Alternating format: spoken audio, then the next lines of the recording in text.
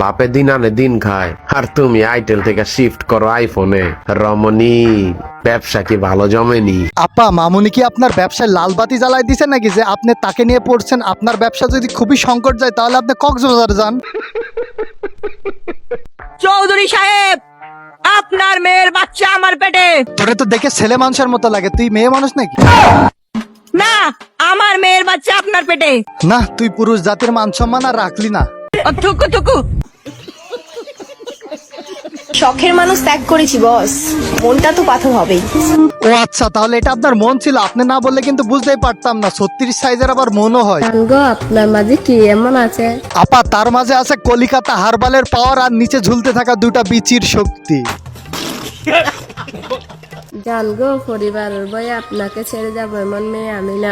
বাঁচলে একসাথে বাঁচবো, মরলে একসাথে মরবো। আহারে কি ভালোবাসা রে! আপনার এই ভালোবাসা দেখে তো আমার বেঁচে থাকার ইচ্ছাটাই মরে গেল আজ। সিলেট ডিস্ট্রিক্টের পোলাপানকে দেখলেই সব জেলারই মেয়ে হয়ে যায় কাবু। তাই তো আমাদের সিলেট ডিস্ট্রিক্টের পোলাপানকে দেখলেই সবাই বলে রাজা বাবু।